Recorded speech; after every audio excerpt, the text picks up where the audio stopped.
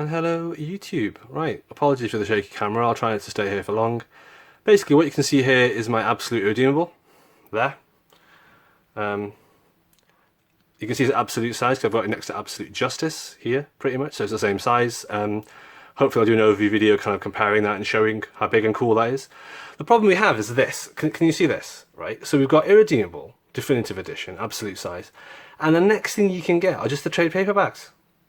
That sucks. So you've got trade paperbacks 4, 5, 6, 7, 8, 9 and 10. This makes my collection look rubbish. This is terrible.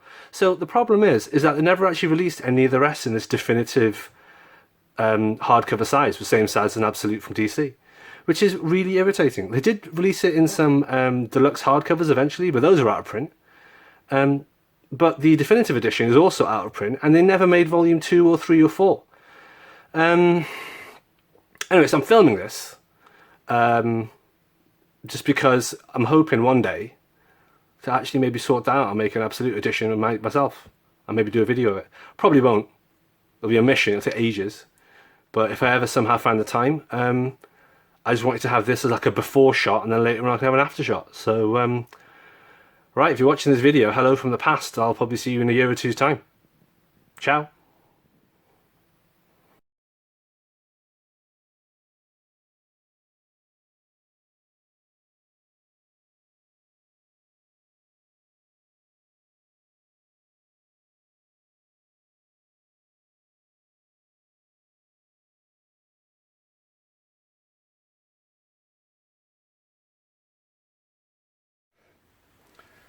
Hello YouTube. So this is me back again, hopefully in the same video. Hopefully you've just seen my quite old video of my Irredeemable Definitive Edition with some trade paperbacks.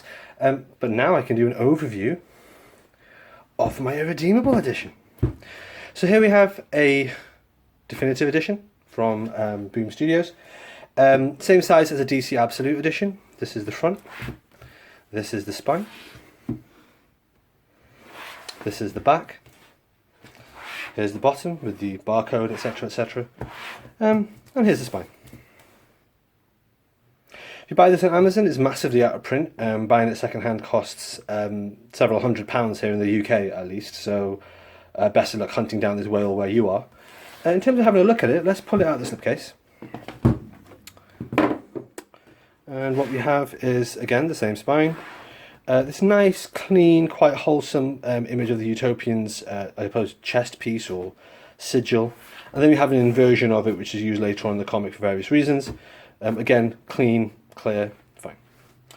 Let's jump into it. We've got some nice, simple end leaf pages there. Irredeemable. There we are.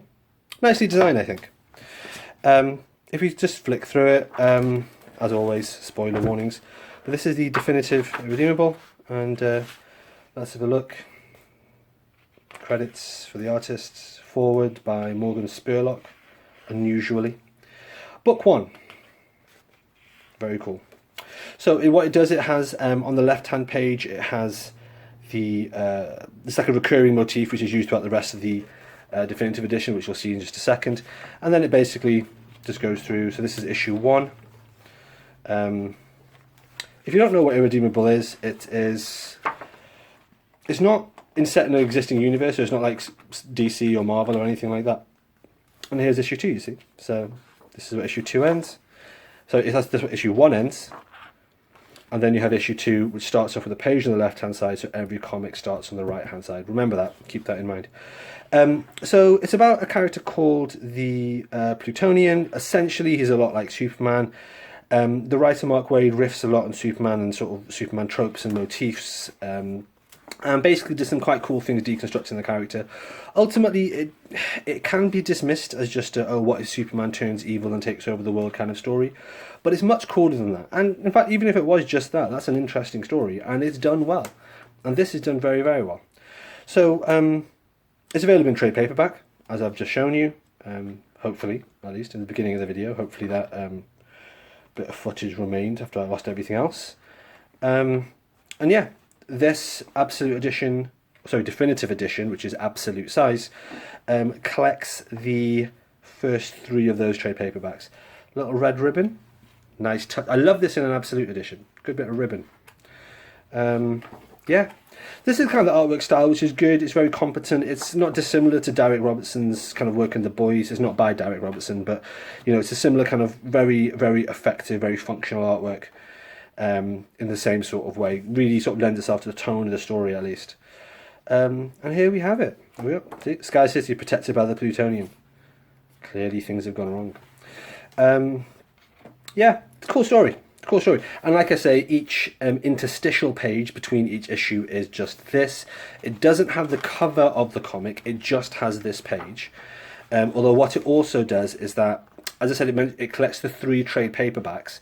So each trade paperback constitutes a particular arc of 4 issues or whatever. And so in between the trade paperback arcs, it will have this page, and then it will have like book 3, and it does this to show this. So this is to show that you're about to start the 3rd trade paperback, if you also own them in trade paperbacks, which obviously you saw that I personally do not. I did at one point, and then I went out and bought this because it was much better. It's worth keeping that in mind, that there are these interstitial pages, both for between the trade paperbacks and then between the individual component single issues that comprise the trade paperbacks. Hopefully that makes sense. If it doesn't, listen to it again. So there's some cool issues here, good story, various twists. It's good stuff, basically. Crazy artwork, crazy events going on. Well worth a read. Well worth checking out. Okay. And here we have it. And then you get to the end, you've got a couple of one-shot issues, you've got a special. You've got Hornet, the special, and you've got a couple of others. You've got Kaiden, the special, and so on, and Max Damage, the special. Then you've got the epilogue, and you've got the final bits and pieces. Here is where the covers are. So you've got the covers here. It's this really cool formatted thing where it shows you all the alternate covers for each issue. It's awesome, and something I wasn't able to do, which will make more sense what I mean by that in a couple of minutes' time. Oh, they also have this cool feature, all the covers tessellate together to say the word irredeemable. Really nice, really great extra features. I mean, this is a really good definitive edition, with an afterword by Grant Morrison themselves. So, basically, definitive irredeemable. Here we are. I'd recommend picking it up if you can. If you can get hold of the definitive version, it is really, really good. Let's see. Pop this back in here. So where does that leave us? Well, hopefully, I mean, I'm sort of throwing this video together as I go, so hopefully I've just shown you this compared to the trade paperbacks. As well as trade paperbacks, it is available in oversized hardcover, which look kind of cool, but are hugely out of print. And of course, if you own this as a definitive edition in absolute size, you've got nothing else to go with it. The rest of your collection is either going to be these massively out of print trade paperbacks, or these massively out of print whales, these hardcovers. That's if you're you.